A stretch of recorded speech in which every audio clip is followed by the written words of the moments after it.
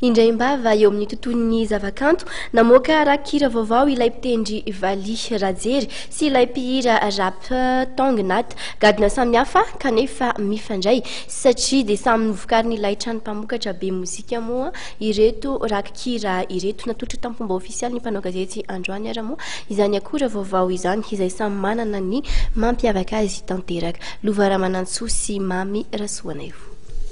Natolotra tamin'ny fomba ofisialy ny mpanao gazety tolakandro io ireo rakira vaovao Rajery, mpitendry Vali Atsizoviana Mirehitra sy ilay mpihira rapy Tongnat samy mpanakanto eo ambany fiahin'ilay trano famokarana be mozika avokoa.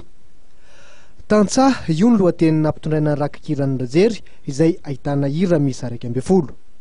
Fanomezan-danja ny fiainan'ny tantsaha sy fanentanana amin'ny fiarovana ny tontolo iainana ireo no afatra apitaina amin'ny alalan'ity rakikira ity.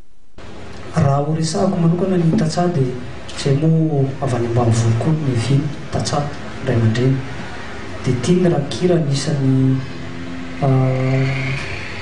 iveriko fa songadina be mihitsy tsy hoe tsy songadina ny teo aloha satria ny antony hitantarako ny fiainan'ny tantsaha izay le asa mafy antsika rehetrarehetra matoantsika mihinana romatsatso, matoantsika mihinana hena, matoantsika mihinam-bary dia misy olona niasa be any ambanivohitra any kanefa tsy dia voaresaka loatra.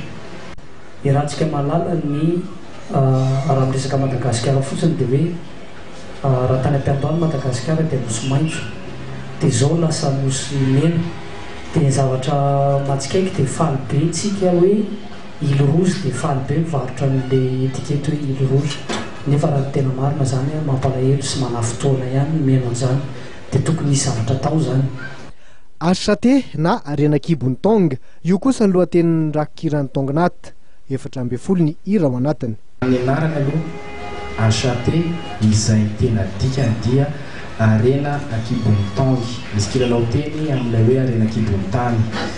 Ho azavaiko kely satria misy antony anankiroa nahatonga ny anaran'io rakikira io Renakibon'ny Tonga satria nanomboka tany amin'ny taona 2004 no karakarako anty rakikira ity namoronako dia be da be ireo zavatra miditra ato anatiko dia be da be ho azy ny zavatra mivoaka. Niarahako ny asa akaiky tamin'ireo tanana volamena ao anatin'ny rapy anisan'izany Rayo, Bill, Alien XK ary Rajdi.